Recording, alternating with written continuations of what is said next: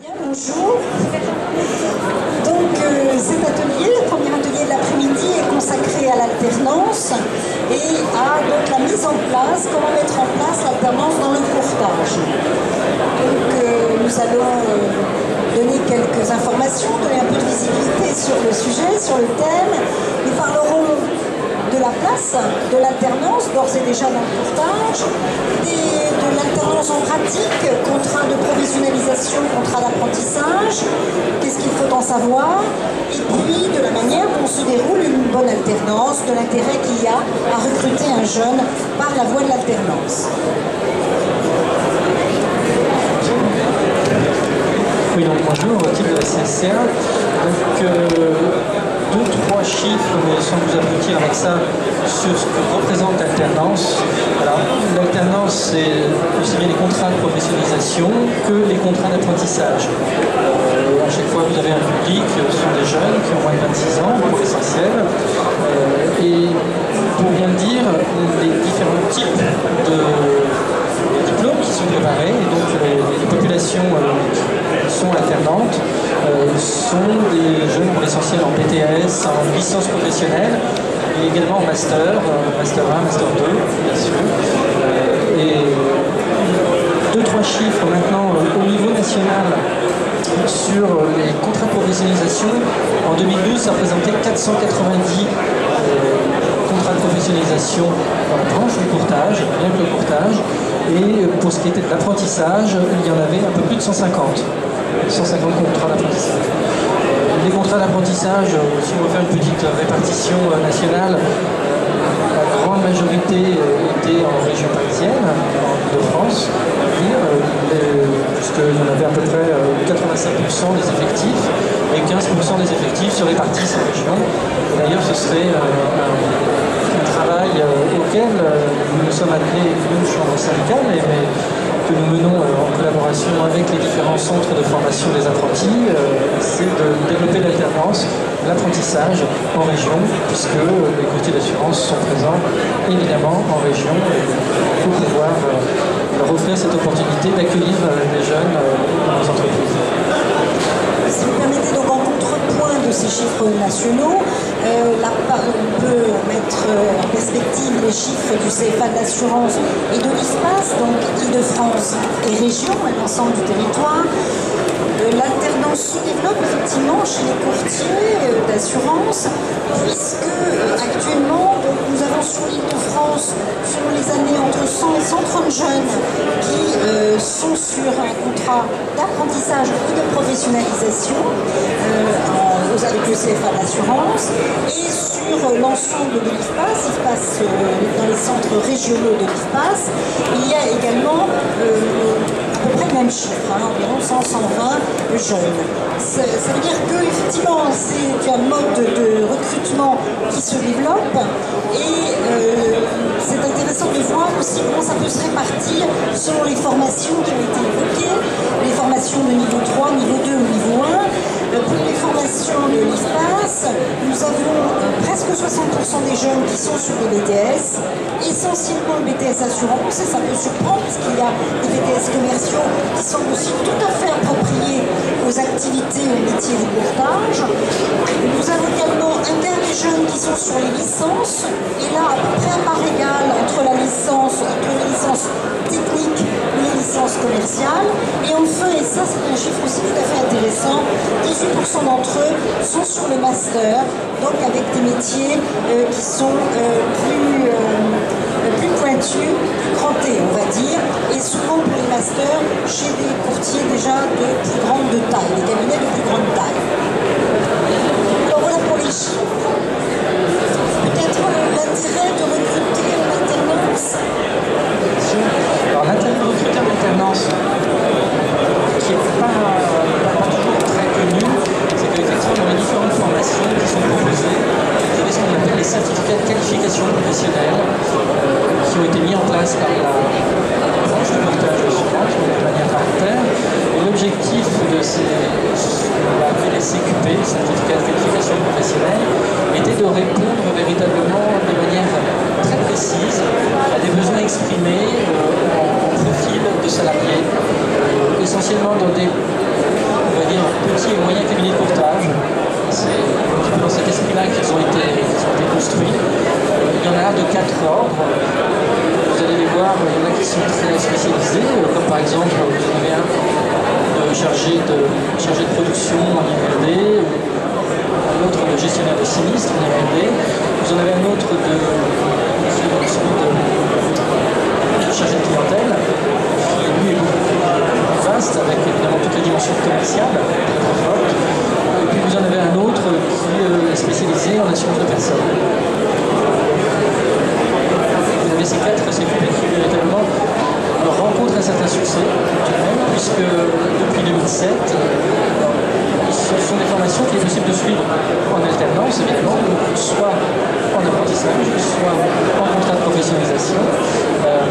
Le contrat de professionnalisation est la voie préférée, semble-t-il, jusqu'à présent, mais le contrat d'apprentissage est totalement ouvert à ces formations. 2 chiffres, on a quand même 240 candidats qui, depuis 2007, ont été certifiés et avec un taux d'entrée dans l'emploi, c'est-à-dire concrètement, j'ai mon certificat de qualification professionnelle, je décroche un CDD et dans la majeure partie des cas un CDI chez l'employeur auprès duquel j'ai effectué justement ma formation en alternance. Donc, c'est intéressant, effectivement, c'est la faculté d'insertion qui se trouve complètement accrochée, on va dire, à ces contrats d'alternance. Il est clair que pour les jeunes, l'alternance est un magnifique accélérateur d'insertion, permet plus aisément de retrouver ensuite un CDD ou un CDI. Pour revenir à la question que vous me posiez, à laquelle je n'ai pas du tout répondu, qui était de savoir concrètement comment faire. Si moi, devant l'employeur, courtier, je veux embaucher un jeune en alternance, donc si c'est dans le cadre de ce qu'on va appeler le contrat de professionnalisation, dans ce cas-là, il faut que je m'adresse,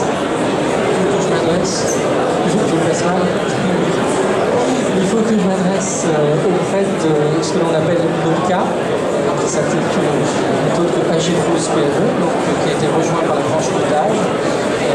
Et donc là, il y a des conseillers de formation dans toute la France, dans toutes les régions, facilement accessibles, qui normalement prospectent les entreprises de codage, et qui vous expliquent de manière normalement très claire.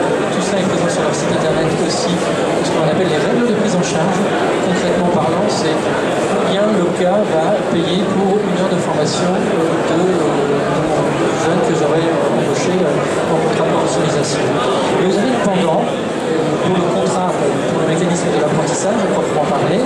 Donc, soit le CFA, le centre de formation des apprentis par lequel vous passez, s'occupe de cela directement. Et effectivement, depuis 1er juillet 2013, pour ce qui est de l'initiative de la branche du courtage d'assurance, nous avons invité en particulier les entreprises à se rapprocher d'un collecteur qui s'appelle AGFA PRE. Et lorsque vous avez effectué ce rapprochement, effectivement, ce collecteur prend en charge toutes les formalités de rédaction et de suivi administratif, s'entend du contrat d'apprentissage. Et comme vous le faites également, ça peut être effectivement aussi fait par les CFA ou par les organismes de formation qui effectivement ont développé une compétence aussi là-dessus et qui accompagnent les employeurs dans la mise en place du contrat. Peut-être en amont aussi, on peut s'interroger, peut-être proposer quelques réponses sur l'intérêt de recruter un collaborateur en alternance, de recruter donc un jeune, vous l'avez dit, un jeune de moins de 26 ans, qui souhaite intégrer ce secteur de l'assurance qui est riche et qui propose des activités et des métiers tout à fait variés. L'intérêt, c'est déjà effectivement une aide à une personne qui travaille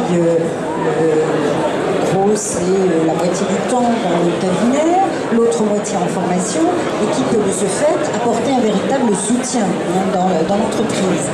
C'est également dans des perspectives plus à moyen terme, par exemple, une façon aussi de s'inscrire dans la gestion des ressources humaines par l'accompagnement d'un jeune que l'on peut former à la culture de l'entreprise, aux pratiques qui sont en œuvre dans cette entreprise, et de ce fait, on découvre son futur collaborateur. On peut en somme avoir, comme oserais-je le dire, un peu une période d'essai un peu longue, avant de se décider à véritablement conclure un contrat, un CDI par exemple, avec un jeune. C'est aussi une façon, là encore à plus long terme, de rajouter les effectifs aussi. Alors ça dépend effectivement des structures, de la taille des différents cabinets de courtage, mais ça peut être aussi un élément intéressant.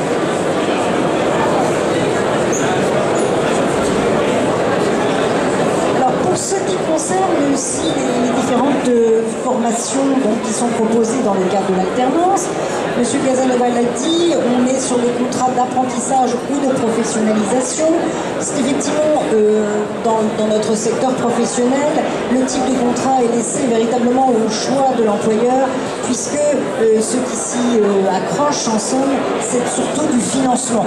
Les formations qui accompagnent le contrat, puisque c'est un contrat d'un genre particulier, la formation est vraiment à part entière dans le contrat de travail.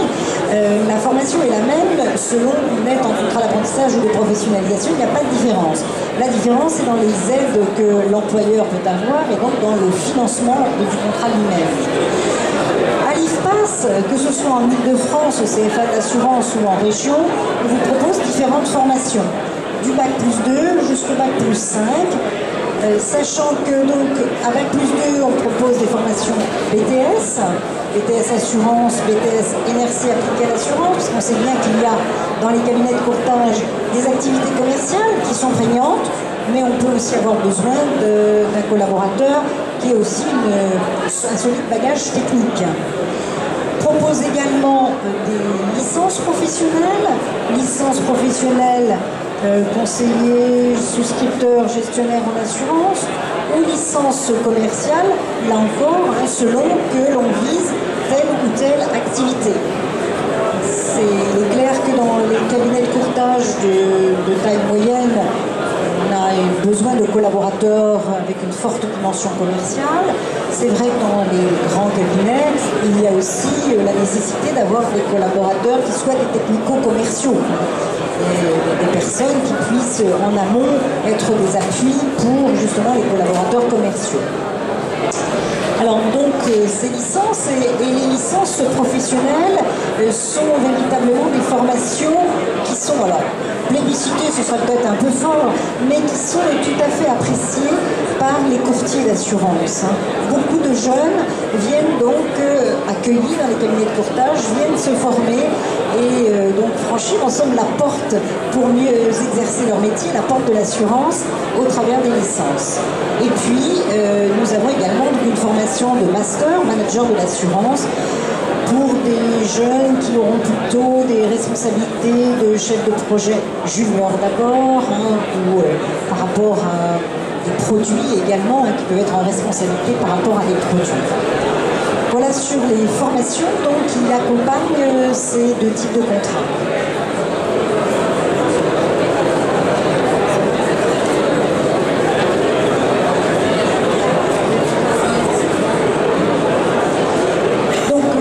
Je le disais tout à l'heure, dans un contrat d'alternance, vous avez une partie formation et une partie, bien sûr, entreprise. En entreprise, il y aura la nécessité pour l'employeur de prendre le temps de former le jeune. Il y a un premier temps où il faut apprendre les codes de l'entreprise, mais surtout à pratiquer des activités qui lui sont confiées. Mais dans cette partie, l'employeur est aidé par l'organisme de formation, par l'école, qui justement donne les repères théoriques. Le mot est un peu fort parce que c'est quand même assez concret et assez pratique, il y a beaucoup d'entraînement, mais les repères qui seront, et les connaissances et les compétences qui seront ensuite mises en œuvre sur le terrain.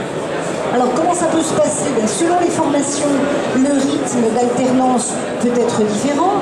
On a des rythmes de formation qui sont, on dit, d'une semaine sur deux, une semaine dans l'entreprise, une semaine en formation, ou parce que parfois plus facile à gérer 2 jours en formation, 3 jours en entreprise. Ça, c'est souvent beaucoup plus souple et plus apprécié, notamment pour les personnes intermédiaires. Et nous avons également tout un accompagnement qui est mis en place par l'IFPAS dans l'exécution du contrat. Un accompagnement en amont pour la mise en place du contrat lui-même et un accompagnement pendant la formation afin que justement il n'y ait pas de clivage entre la partie formation au CFA et la partie entreprise. Donc une façon de créer le dialogue et de faire en sorte que ce dialogue ne soit pas discontinu. Donc voilà pour les éléments de suivi de l'alternance. Je pense qu'on peut aussi préciser que dans les formations qui sont mises en œuvre à l'IFPAS, nous avons la préoccupation, bien sûr, des éléments majeurs liés à l'intermédiation et à sa réglementation, et que nos formations préparent à la capacité professionnelle. Et capacité professionnelle de niveau 2 pour les formations de BTS, pour dire les choses un peu rapidement, mais capacité professionnelle de niveau 1 pour les formations licence et master. Donc la possibilité pour ces jeunes de présenter les opérations d'assurance, enfin bon, vous connaissez l'affaire de l'intermédiation, et donc nous suivons aussi tout ce qui est en ce moment en mouvement par rapport à ces directives d'intermédiation, de manière à ce que les formations collent toujours à l'actualité et correspondent bien, répondent bien aux exigences réglementaires.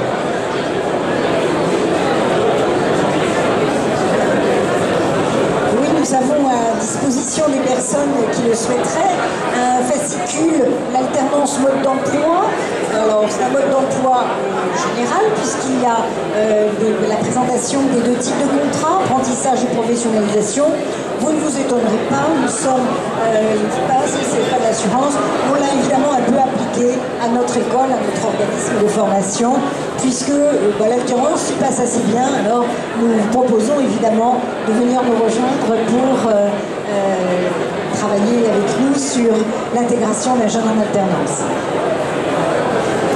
Est-ce qu'il y a des questions ?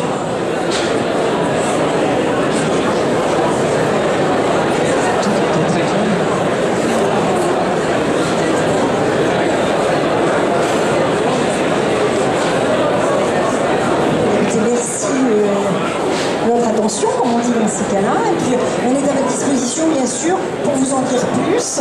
Vous avez là une personne qui est responsable de l'alternance à l'IFPAS et qui peut vous raconter tout ce qui s'y passe et comment les choses se mettent en place.